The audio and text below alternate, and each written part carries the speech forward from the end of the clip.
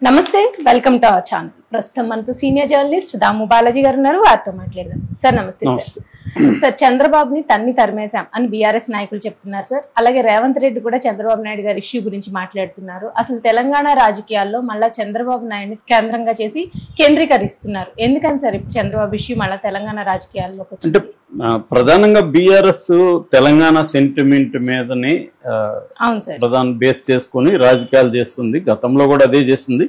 Actual గా 2018లోనే BRS కి వ్యతిరేకత బాగా పెరిగింది. అప్పుడు ఒక రకంగా చంద్రబాబు వాళ్ళని కాపాడాడు. చంద్రబాబు కాంగ్రెస్ కలిసి ఇక్కడ మహాకూటమి పేరుతో పోటీ చేయడం వల్ల చంద్రబాబు బూచిని బలంగా తీసుకెళ్లగలిగాడు. ఎవరు? కేసీఆర్.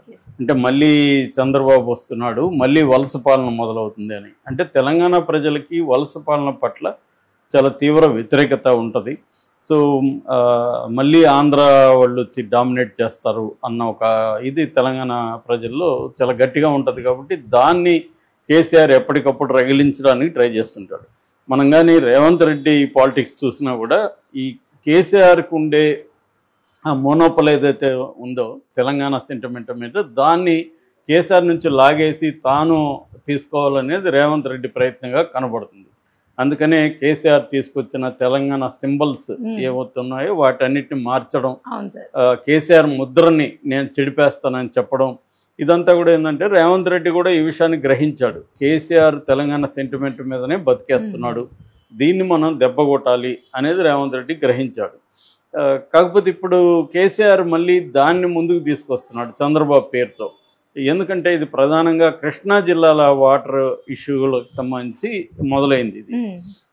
రెండవది, ఈ మధ్యకాలంలో తెలంగాణలో కూడా మేము యాక్టివ్ అవుతామని చంద్రబాబు చెప్తున్నాడు. ఎందుకంటే ఇక్కడ బీజేపీకి కొంత హోప్స్ ఉన్నాయి. బీజేపీ ఓటు బ్యాంకు మెల్లగా పెరుగుతుంది, సీట్లు కూడా పెరిగాయి. ఇప్పుడు ఎంపీ సీట్లు కూడా 8 ఈక్వల్గా కాంగ్రెస్ బీజేపీకి ఉన్నాయి. కాబట్టి బీజేపీ ఏం చేస్తుందంటే తెలంగాణలో తెలుగుదేశానికి కూడా కొంత క్యాడర్ బేస్ పార్టీ కాబట్టి బీసీల్లో తెలుగుదేశానికి ఇది ఉంది ఒకటి. రెండోది, అక్కడ నుంచి వచ్చి ఇక్కడ సెటిలర్స్ అంటారు కదా, ఈ ఆంధ్ర సెటిలర్స్లో కూడా స్ప్రెడ్ అయినారు. వాళ్ళు కూడా వాళ్ళల్లో కూడా తెలుగుదేశానికి ఉంటుంది. నిజానికి తెలుగుదేశం కాంగ్రెస్కి ఈసారి గట్టిగా సపోర్ట్ చేయకపోతే రేవంత్ రెడ్డి వచ్చేది కూడా కష్టమైండేది. అందువల్ల కూడా ఎప్పుడు వేయని కమ్మ బ్యాచ్ కాంగ్రెస్కి వేయిన వాళ్ళు కూడా వాళ్ళ గ్రూప్స్లో నేను ఫస్ట్ టైం కాంగ్రెస్ కేసానని మెసేజ్లు కూడా పెట్టుకున్నాను. సో ఈ కాంటెక్స్ట్లో ఏంటంటే ఇప్పుడు నిన్న కేసీఆర్ విస్తృత స్థాయి రాజకీయ సమావేశం, వాళ్ళ పార్టీ సమావేశంలో ఆయన మాట్లాడుతూ తెలంగాణ రాజకీయ అస్తిత్వం మరొకసారి ప్రమాదంలో పడింది. ఈ రేవంత్ రెడ్డి వాళ్ళ గురువైన చంద్రబాబు కంట్రోల్లో ఉన్నాడు, ఆయన చెప్పినట్టే వింటున్నాడు. సో వాళ్ళు నీళ్లు తరలిస్తుంటే కూడా కేసీఆర్ కృష్ణా దీని నుంచి ఇతను ఏం మాట్లాడట్లేదు, మొత్తం చంద్రబాబుకు తాకట్టు అయిపోయాడు అన్నట్టుగా మాట్లాడాడు. దాని తర్వాత మాజీ మంత్రి జగదీష్ రెడ్డి చంద్రబాబుని మేము తరిమేశాము అప్పట్లో, అందుకని 9.5 సంవత్సరాలు మా పరిపాలన ఉన్నంత వరకు కూడా అతను రాలేదు అనేది కూడా చెప్పాడు. ఇది ఇప్పుడు పెద్ద న్యూస్ అయింది. అంటే నిజంగా చంద్రబాబు తరిమేశారా వీళ్ళు? మామూలుగా అయితే చంద్రబాబు ఈ స్కామ్లో ఎప్పుడైతే ఇరుక్కున్నాడో, ఓటుకు నోటు స్కామ్లో, సో ఎమ్మెల్సీని కొనడానికి ట్రై చేయడం, అది పబ్లిక్ అయిపోవడం, అక్కడ నుంచి నిజంగా ఇంకొక 8 ఏళ్ళు హైదరాబాద్లో ఉండగలిగిన పరిస్థితి ఉన్నప్పటికీ, అట్లాగే అక్కడ ఏ రకమైన ఆఫీసులు ఏమీ లేనప్పటికీ ఉన్న పలానా వెళ్ళిపోవాల్సి. అంటే ఒక ఒప్పందం జరిగింది, ఈ కేసుని నేను ముందుకు తీసుకెళ్ళకూడదంటే చంద్రబాబు తెలంగాణలో పాలిటిక్స్ మానేసి వెళ్ళిపోవాలి అనేది కేసీఆర్ డిమాండ్ పెట్టినట్టు, వెంకయ్య నాయుడు ఆధ్వర్యంలో ఒక పంచాయతీ జరిగినట్టు చెప్తారు. అందుకని ఆయన పేరు దాంట్లో పెట్టలేదు. ఇప్పటికి కూడా రేవంత్ రెడ్డి పేరే ఉంది. ఆ కేసును కూడా వీళ్ళు గట్టిగా ముందుకు తీసుకెళ్ళారు. ఓన్లీ రేవంత్ రెడ్డిని మాత్రం కొద్ది రోజులు జైల్లో పెట్టారు తప్ప ముందుకు తీసుకెళ్ళలేదు.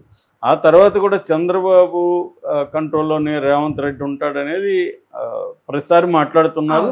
రేవంత్ రెడ్డి కూడా ఎప్పుడు దాచుకోలేదు, ఆయనతో నేను కలిసి పనిచేశాను, కాకపోతే ఆయన నా గురువు కాదు సహచరుడు అని ఈయన అనేక సార్లు చెప్తుంటాడు.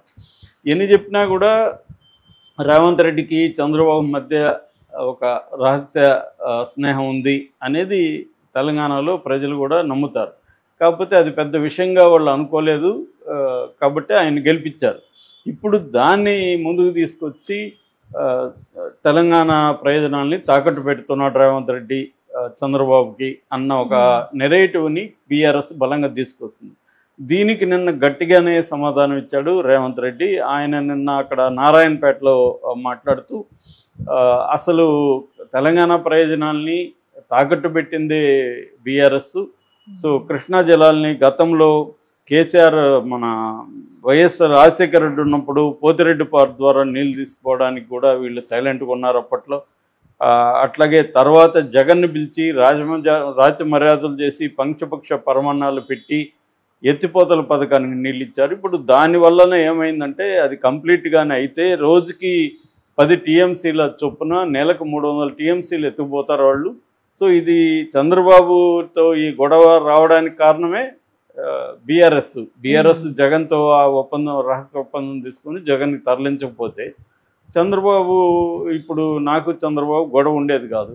కానీ ఇప్పుడు దీనికి నేనేదో చంద్రబాబుకి ఇప్పుడు ఇస్తున్నట్టు చెప్తున్నారు. నేను ఇచ్చింది కాదు, ఇది వీళ్ళు ఇచ్చిందే అనేది ఆయన చెప్తున్నారు. ఎందుకంటే పోతిరెడ్డిపాడు నుంచి 4,000 క్యూసెక్కుల నుంచి 40,000కి అది పెరిగిపోయింది.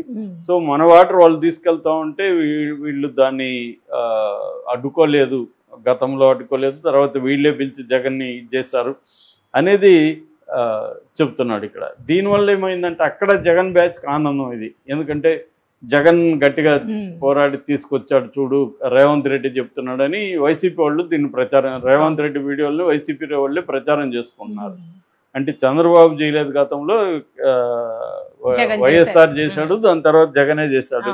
అంటే ఆంధ్ర ప్రయోజనాల కోసం వైఎస్ఆర్ జగనే ఫైట్ చేస్తారు తప్ప చంద్రబాబు కాదు అనే వెర్షన్ని వాళ్ళు తీసుకుంటున్నారు వైసీపీ. ఒక రకంగా బీఆర్ఎస్ వైసీపీకి ఇండైరెక్ట్గా హెల్ప్ చేస్తుంది. మనకు తెలుసు బీఆర్ఎస్ వైసీపీ ఒకటి, ఇక్కడ రేవంత్ రెడ్డి తెలుగుదేశం కూడా అదే రకమైన సంబంధాలు, మంచి సంబంధాలు అయితే ఉన్నాయి.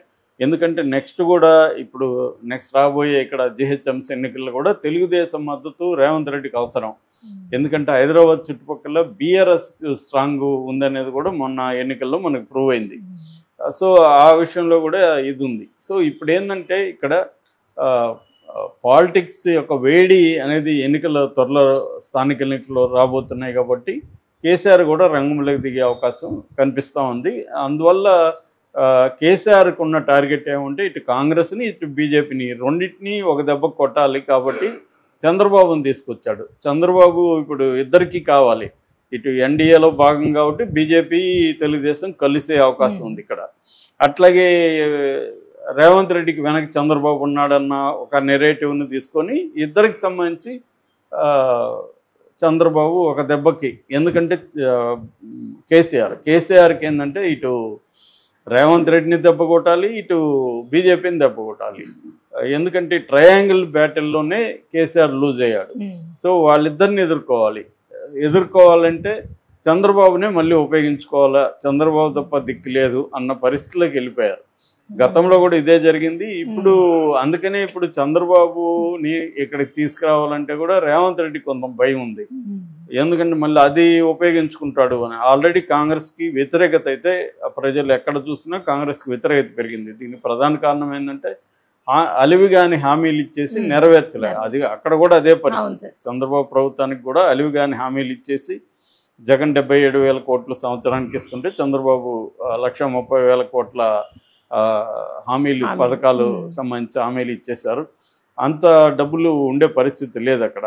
సో అందువల్ల వ్యతిరేకత ఉంది. ఈ వ్యతిరేకతని తగ్గించుకోవడానికి రేవంత్ రెడ్డి ట్రై చేయడం, వ్యతిరేకతను పెంచడానికి కేసీఆర్